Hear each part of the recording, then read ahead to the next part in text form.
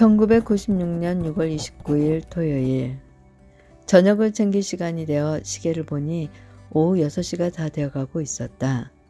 하지만 한여름이라 그런지 창밖에는 대낮같이 밝은 빛이 들어오는 게 보였다. 6시가 조금 넘자 남편은 퇴근해서 집으로 돌아왔고 두돌 지난 큰딸아이가 현관문에서 기다리다 아빠하고 뛰어가 안겼다.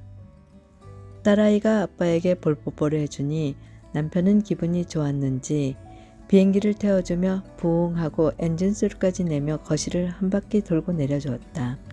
그리고 퇴근 후에는 항상 첫째 아이의 손을 붙잡고 마트에 가서 딸아이의 간식과 맥주 안주거리를 사왔으며 그 시간을 가장 행복해했다.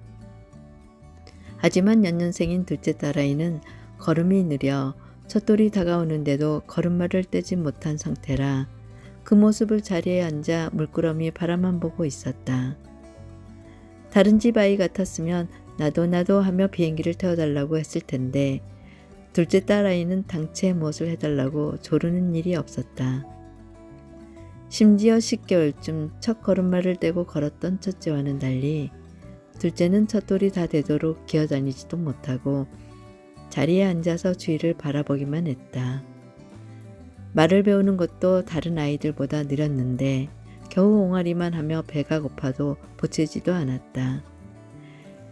2.3kg로 태어나 발육이 늦는 건 아닌지 괜히 마음이 불안하고 걱정이 되었다. 나는 둘째 딸아이를 어떻게든 움직이고 만들고 싶었다. 그래서 평소 간식을 줄 시간에 간식도 주지 않고 저녁을 먹을 때쯤 아이가 잘 보이는 곳에 우유병을 3m 정도 거리에 놓아두었다. 딸아이가 배가 고프다고 보채도 모른 척하면서 설거지도 하고 청소도 하면서 몰래 아이의 동태를 살피기만 한 것이다. 그런데 정말 기적같은 일이 일어났다. 둘째 딸아이는 기어다니지도 못했지만 배를 밀어 우유병이 있는 곳으로 가서 우유병을 입에 물고 있는 것이 아닌가. 내 눈을 의심하면서 너무 기뻐 남편에게 얼른 전화를 걸었다. 남편도 퇴근하여 집에 도착하자마자 둘째 딸아이를 안고 기뻐서 어쩔 줄 몰라 했다.